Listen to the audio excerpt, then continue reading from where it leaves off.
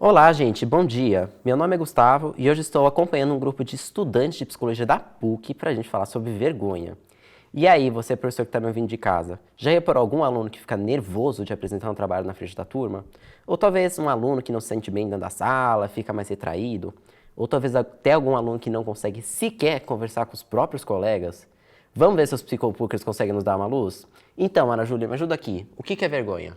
Então, Gu, pra gente falar que é vergonha, a gente primeiro precisa diferenciar vergonha, timidez e introspecção, que são coisas que a gente acha que são muito parecidas, mas no fundo elas têm umas diferenças que a gente precisa falar aqui.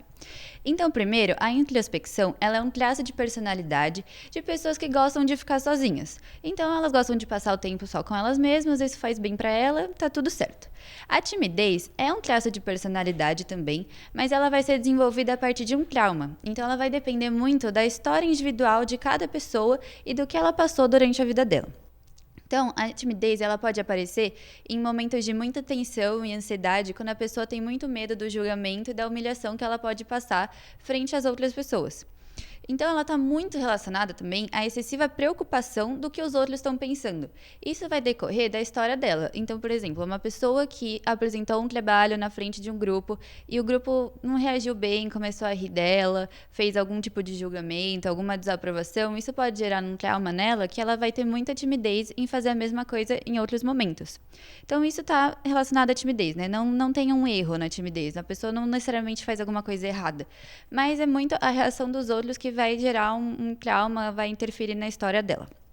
Já a vergonha, ela é uma emoção. Ela é uma emoção primária que está muito relacionada à regulação da moralidade e aos padrões socialmente aceitos pela sociedade, né? Padrões de comportamento. Então, a vergonha, que é uma emoção, ela está muito ligada à imagem e como essa imagem vai se distanciar do que os outros, do que o grupo acha que tem que ser o ideal. Então, a pessoa sente vergonha quando ela percebe que ela não consegue atingir os ideais que o grupo vai colocar para ela, de como ela tem que agir.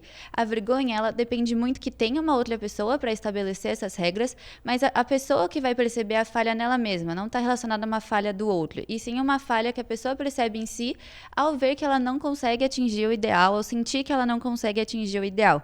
Então, uma pessoa, quando ela faz alguma coisa que ela sabe que é moralmente errado para a cultura dela, ela pode sentir vergonha em decorrência disso.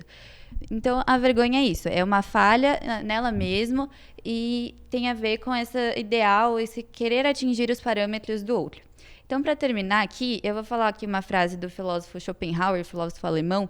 Ele vai descrever a vergonha como um sentimento que surge quando as exigências da sociedade não são atendidas, comprometendo a sensação de pertencer e ser aceito. Né? Que aí, quando a gente traz de volta para a adolescência, são sensações muito buscadas por esses jovens, né? Que querem entrar num grupo, querem ser aceitos por um grupo. Então, a vergonha ela é inevitável nessa época, ela está muito presente.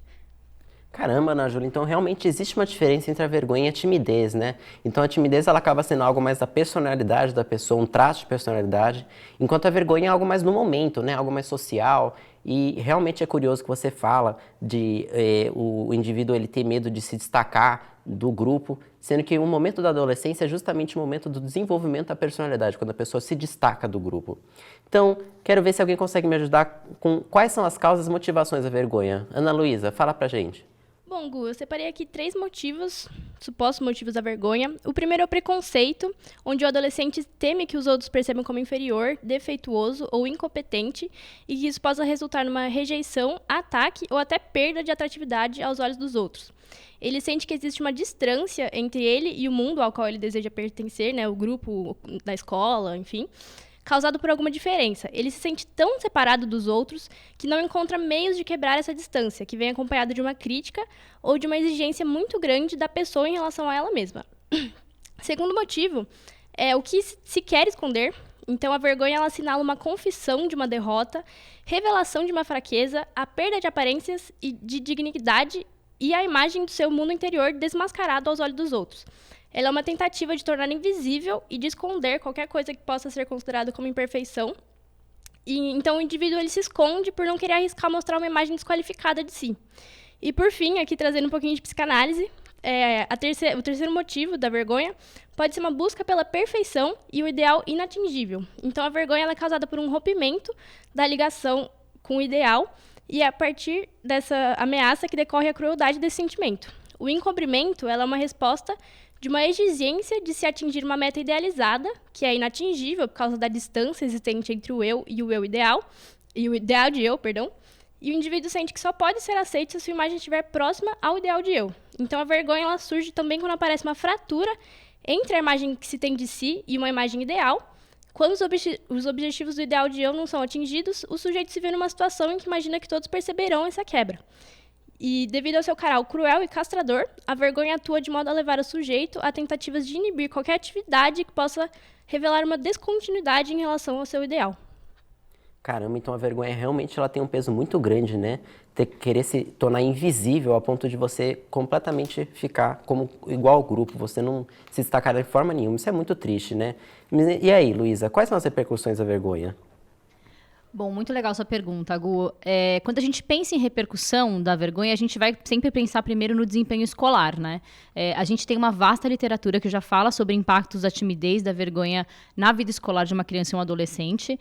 E eu queria começar a discutir esse assunto, né, falando uma frase do Vygotsky, que é um dos principais teóricos da psicologia do desenvolvimento, e ele diz que é na troca com os outros sujeitos e consigo próprio que as crianças e os adolescentes vão internalizando os conhecimentos, os papéis e as funções sociais.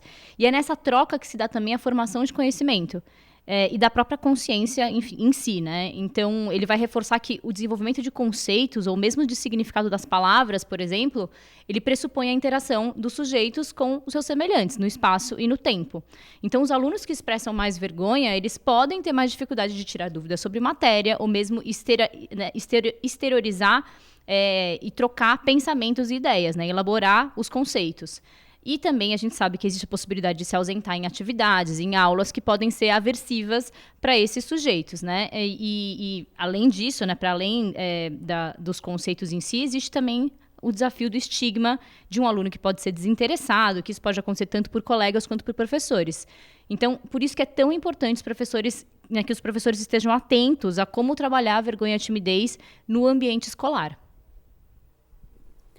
Então, agora a gente vai eu quero saber como que é o desenvolvimento social e sexual em relação à vergonha.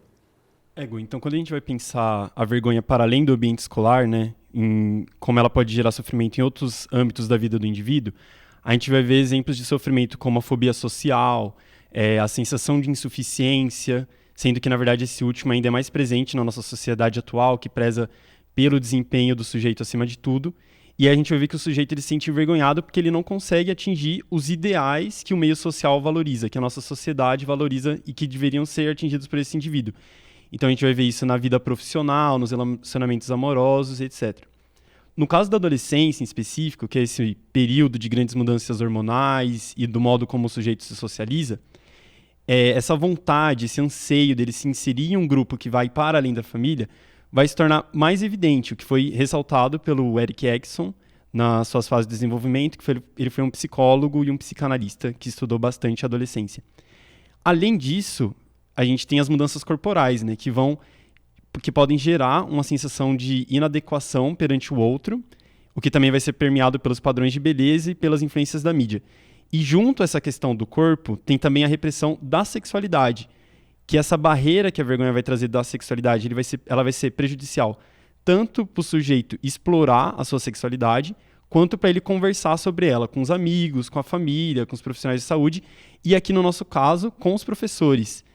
E aí tudo isso vai reverberar como o professor vai poder trabalhar, por exemplo, a educação sexual e a prevenção de ISTs nas escolas. Caramba, mas esses alunos da psicologia da PUC, eles estão nos ajudando bastante, né? Então, professor, agora presta muita atenção. Pietra, conta pra gente, como que a gente pode trabalhar a vergonha no ambiente escolar? Então, Gu, o ambiente escolar, como já foi falado, ele é um dos principais espaços sociais formadores que moldam a identidade e a autoestima dos indivíduos. Então, o ambiente escolar desempenha um grande papel no desenvolvimento não somente cognitivo, mas no nível social e emocional. Então, é na escola que a gente aprende a socializar, a gente descobre nossas preferências, nossos gostos, e a gente também aprende a lidar com as mais diversas emoções, principalmente a vergonha. Então, é essencial que os educadores, os responsáveis e os profissionais da saúde mental ofereçam apoio e recursos para ajudar os adolescentes a lidarem com o sentimento da vergonha de maneira saudável e construtiva. Essa postura acolhedora ela é possível quando a gente promove a aceitação da diversidade, mas também da singularidade dos alunos, construindo um ambiente de apoio e suporte, que também pode ser feito de forma individualizada, caso necessário, e uma cultura escolar que estimule essa compreensão e essa ressignificação das emoções, por meio de uma comunicação respeitosa e aberta. E, lógico, também a gente pode usar vários recursos, como projetos extracurriculares, palestras, rodas de conversa e a presença fixa, essencial, de uma psicóloga na instituição de ensino.